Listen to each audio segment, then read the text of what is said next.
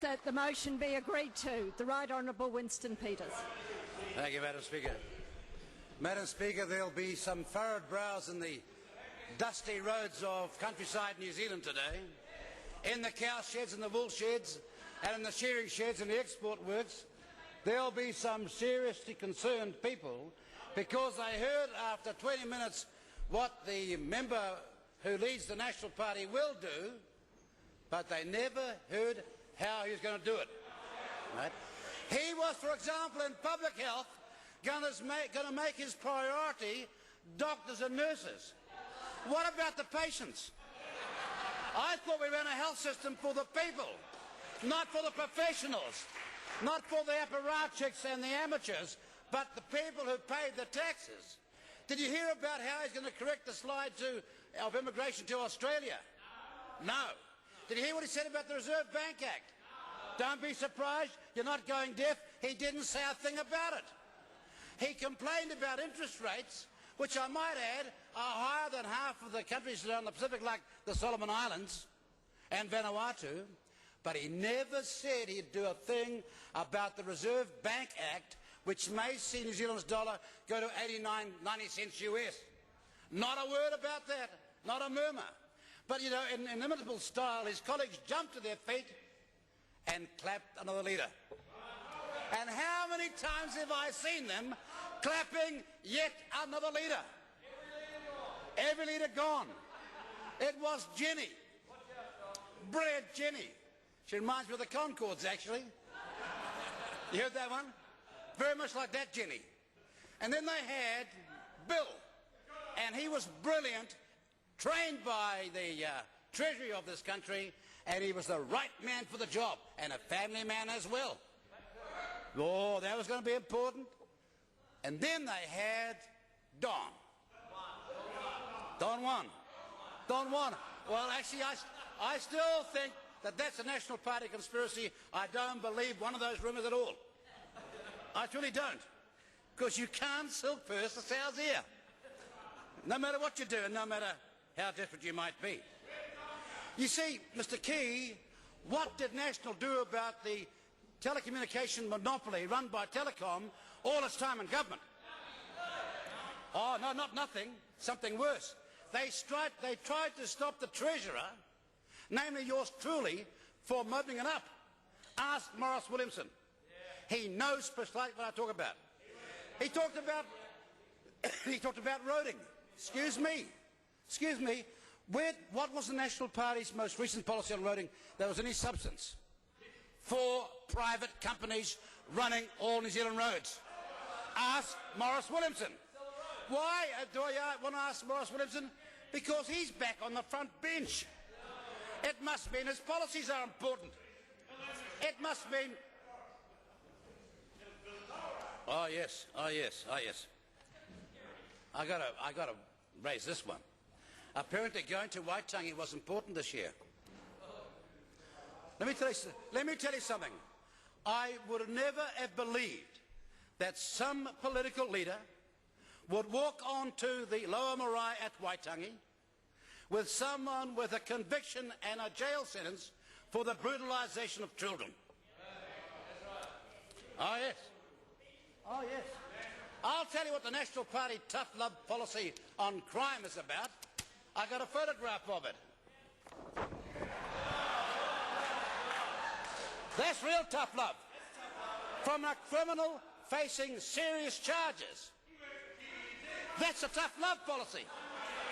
I bet all the gangsters are trembling in their knock knees at the moment.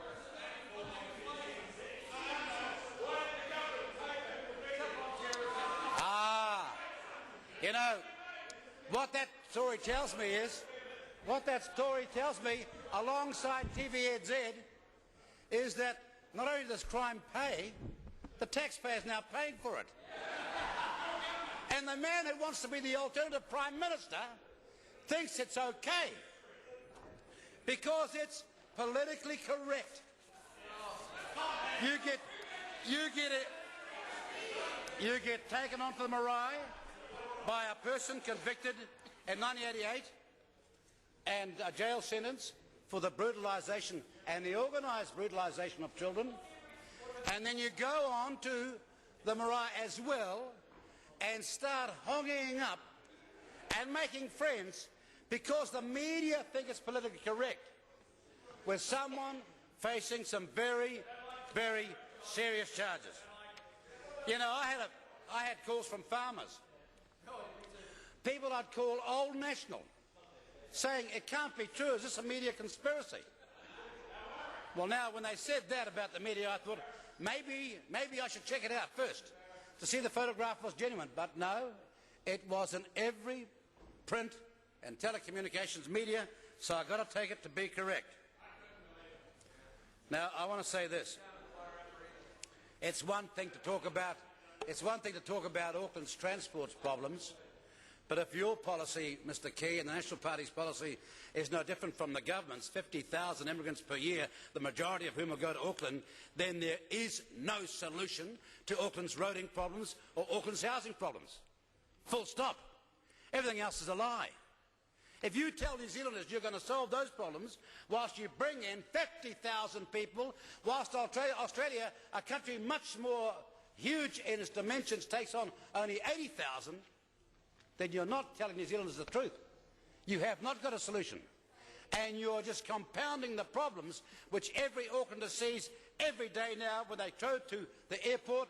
What used to take half an hour is an hour and 15 minutes, if you're lucky. Get peak time, it can be much longer than that. That is a massive loss of productivity costs to this country. But the National Party, you see, when Mr. Key sat down, he had not outlined one policy that he was going to implement. Apart from, he had a solution for 16-year-olds. What would that be? To the swearing and cursing and badly behaved and badly parented young people of this country, what did he say as a solution? Nothing at all. I didn't hear it. Because some research unit told him this will be a good idea. You've got a few floozies up and dozies up in the gallery who actually believe you. They'll think it's a policy. But, you know, the problem with young people in this country, well, I don't mean that way, I mean floozy in the head. Floozy in the head.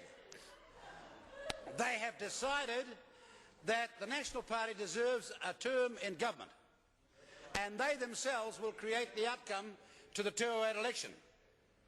Well, dream again. That's exactly what's not going to happen. If Nationals ever get to the Treasury benches, it'll be because it has some policy that is alternative and different to the present government. Otherwise, why would you bother to have a change when you get no change? But you get no change. And you won't get away running around, boring the Rotary clubs, agreeing with them. You've got to have a policy. And that's why I'm pleased to say that in 2008, New Zealand First will go on ensuring that there's stable government in this country. That's number one, because we keep our word. We're famous for it. What we say we're going to do, we do. That's why some people don't like us. What we say we're going to do, we do.